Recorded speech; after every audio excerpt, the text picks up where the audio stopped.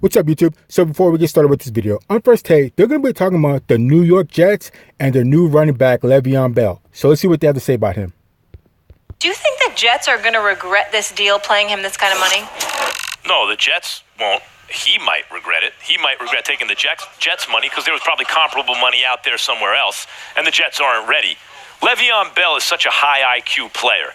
You know, I've seen more. There are many more explosive running backs than him in the league, but his craft is peerless. Think about the patience with which he runs. Forget about the explosion through the hole or whatever, because there are guys who are more explosive. Think about the patience with which he runs, waits for holes to open up, the anticipation. Think about his ability to catch the ball. All the things that Le'Veon Bell does exceptionally well are things you have to work your craft. It's not just like natural athletic ability. So he's a very high IQ player, and that will enable him to be excellent, I believe, especially coming a year off, saving his body for at least another year or two, like on an elite level.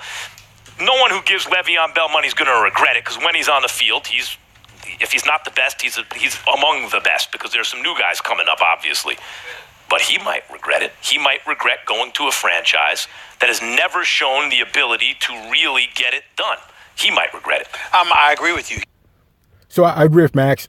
So definitely, I think the New York Jets would be happy to have Le'Veon Bell be there and be their running back, and especially he's had a year off, so any type of bumps and bruises or whatever he may have completely held up. So he's going to be good to go for when the season starts. Now, as far as Le'Veon Bell, he might be a little bit disappointed with the team that he's with and their chances of making it to the Super Bowl or the playoffs, because it's been forever since they've been there, and especially where he left from, coming from the Pittsburgh Steelers. I mean, you go from being a competitor and a contender to make it to the Super Bowl to the New York Jets. That's not really, that's you're definitely downgrading. But, he had to do what he had to do, sit out so he can get more money, more time, which he didn't necessarily get any more money. He may have got more time. I don't know. The contract was shifted around. If it was me personally, I would have stayed at Pittsburgh because you have a better chance going on there, and you're probably going to make the same amount of money. But I'm not him, and he had to do what he had to do, and it is what it is. So let's keep going. You might regret it, but that's not where my focus lies. I was going to touch on something else because I heard about what he said, but I hadn't seen it until just now. I like Le'Veon Bell. I've communicated with him on a couple of occasions in the past. I'm pretty ticked off at what I just saw. So let me get this straight, because you're listening to the Steelers fan now. So you decide not to show up and play for a franchise with Big Ben Roethlisberger as your quarterback, Antonio Brown and Juju Smith-Schuster as your wideouts, Vance McDonald and Jesse James at the time as your tight ends, one of the I wouldn't call them elite, but a damn good offensive line, and clearly in line to Super Bowl contend. You don't show up to play for that team, albeit for the contract. I get that. But then you sign with the Jets and talk about Super Bowl? Sam Darnold? No number one receiver. Robbie Anderson is your number one receiver, basically. Not saying he can't play. He's not a scrub. He can play. But what I'm saying to you is this. What the hell are you talking about? What are you talking about? You were talking about a Super Bowl, and you went from the Steelers to the Jets. The reason why Joe Namath, Broadway Joe, is still relevant is because that's the last time the Jets have been to the Super Bowl. Ladies and gentlemen, I am 51 years old.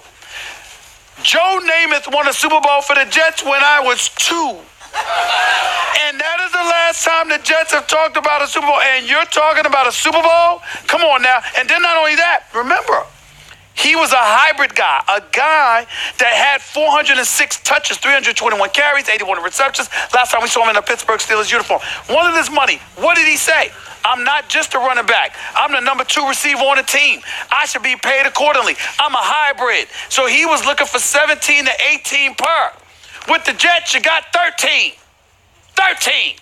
Which is something you could have got from the Steelers. So I don't want to hear this stuff about Super Bowl, and then you go to the Jets, and you went to the Jets for the money that you went to the Jets for. I'm not saying that it's not justified, because I understand why he waited and held out, because he got the $52 million more of a guaranteed dollars and $25 million. I'm just saying, don't talk to me about Super Bowl when you went from the Steelers to the Jets. I'll tell you why that's okay.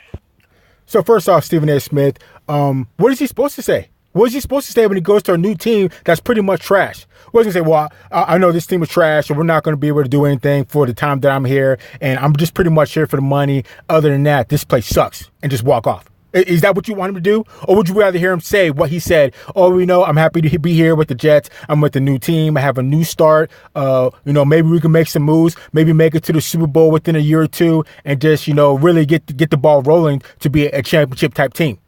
Which one would you rather be hearing? Which one is it?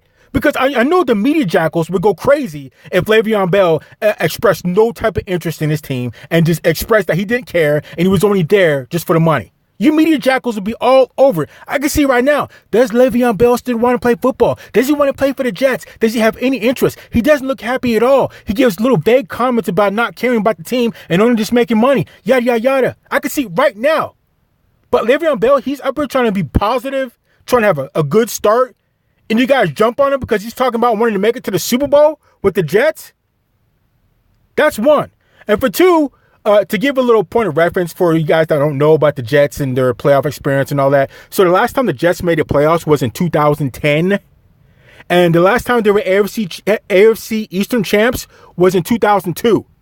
So that's why Stephen A. Smith is like, what are you even talking about going through the Super Bowl for when these boys have been trashed for a long time?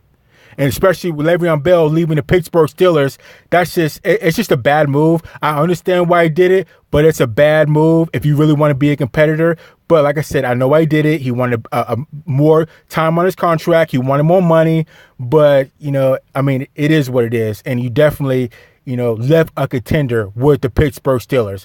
And I also like to add that Stephen A. Smith, you left out one person when you were praising the Pittsburgh Steelers with Ben Roethlisberger, Antonio Brown. You left out Mike Tomlin. Mike Tomlin's a great Super Bowl coach too, so don't leave him out.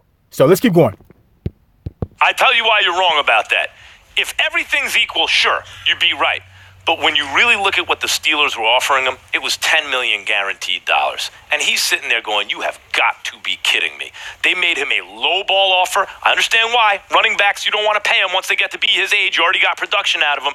But he's missed time, so he's thinking, every play could be my last play. I want that guaranteed money. And then he gets 15 to 20 million extra guaranteed. Stephen A., this is a better place to work than anywhere else, right? But I'm quite sure if someone else offered you 20 million more extra guaranteed dollars, you'd be like, I was winning Super Bowls over there, but I tell you what, I can mess with you fellas for a while. But here's what you're missing. I wouldn't depart from here to go to someplace else paying me $20 million and talk about Super Bowls. I talk about the money. No, that's not true. I'd say. Yeah, but Stephen, like I said, you want him to be positive. I'd rather have a guy come over and be positive and talk about Super Bowls and playoffs and doing big things when most likely that's not going to happen. I'd rather have him be positive like that than come in moping about, I don't even really want to be here. I only came here because of the money. You guys haven't made the playoffs since 2010. This place is trash, yada, yada, yada. I wouldn't want that. I'd rather have a guy be positive, even if he's faking it. You'd rather have that. So as far as, him complaining and the stuff that he was talking about, give him some type of praise. Give him some type of praise for coming and being positive. Because I know we can name a couple other players that got traded to other teams, and they're definitely moping around and don't like being in Cleveland. Well, I don't want to say Cleveland because I don't want to give away who I'm talking about, but you guys know what I mean. But let's keep going. I'd say you paid me, you know why that's not so true? I'm here to do it. You know why that's do not what true? I do. Because once you get to the new place, whatever the reality of the perception was before you got there, when you get there, what are you going to be like? I don't want to rate? You're going to want to rate wherever you go. Yeah, but what I'm trying to say is that just comparing apples and oranges. I believe I have the clout and the power to make that kind of difference. As a running back, you don't. But he's not just a running back; he's a receiver too. But you got a second-year quarterback throwing it to you without a number one receiver to speak of. And I'm saying those Yeah, I'm sorry, I didn't mean to cut him off. But look, Stephen A., he's doing the best he can. He's talking about from his point of view And for everything that he can do to get his team to the playoffs and make it to the Super Bowl, that's what he's talking about doing. Obviously, he can't play every position on the field, but he's just trying to be as positive as possible. And being a running back / wide receiver, which he is, he can definitely have a huge impact on what happens. And that's what he means by it. Obviously, he can't control the defense. He can't throw the ball to himself, but he's a major factor in getting to the playoffs and winning the Super Bowl if they have a chance to do that. Because you never know what could happen. The Jets could have a breakout year, and you have no clue what could happen. That's what's so great about a new season. You have no clue who's going to do what. So as far as that, I'm happy Le'Veon Bell. He's being positive, and that's what you want. That's what you want.